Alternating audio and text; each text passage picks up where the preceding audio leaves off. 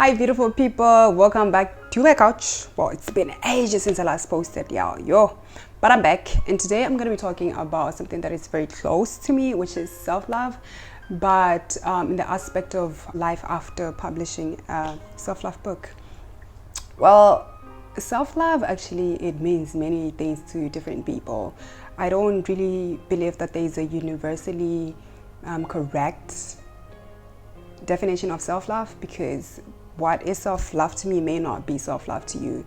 So self-love is pretty much taking care of your needs, taking care of yourself before you can take care of another person. It does not necessarily mean that you're selfish, and that is one misconception that people always have when self-love topic is brought into the table. But self-love just basically means that you take care of your own needs before you can take care of another person, because essentially you can never pour from an empty cup. Like, let's use this example of bank account, right? You have your bank account, you have your RMBs in there, or US dollars or whatever, and then there's this person who's just always loaning money from your account. You keep withdrawing,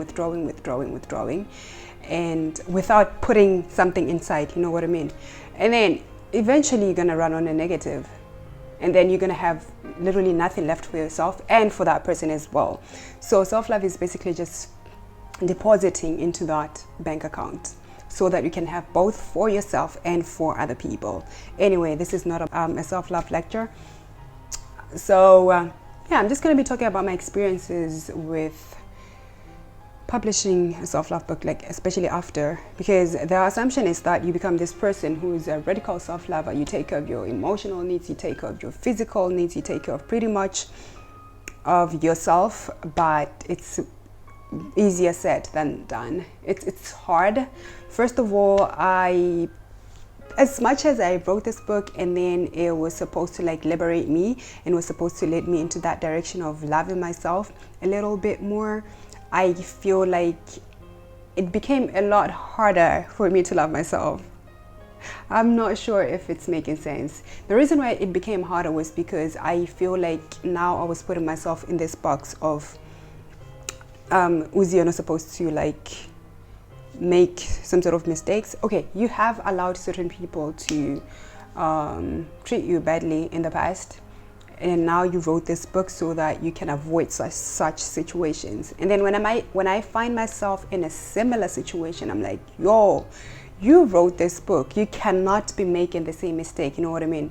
So that was the tricky part, because then it in a way does not allow you to make mistakes, which is crazy.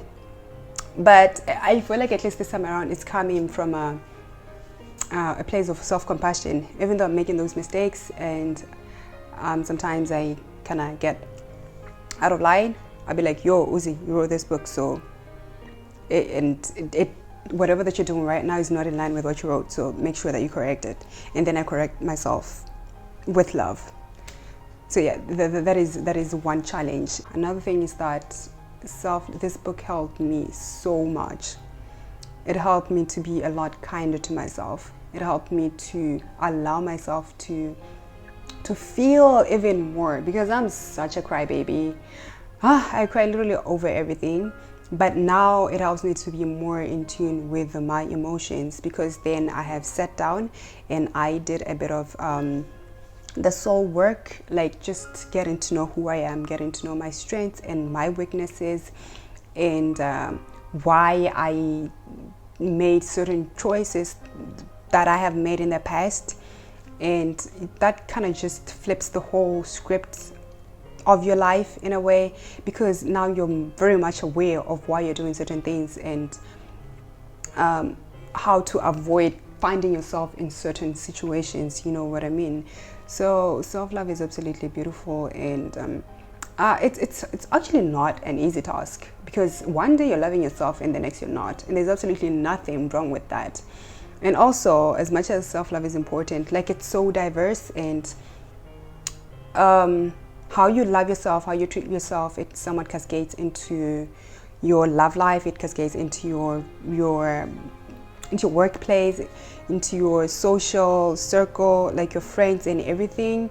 So if you love yourself, then you set the tone for the kind of friendships that you allow. You set the tone for the kind of things that you allow into your life as well.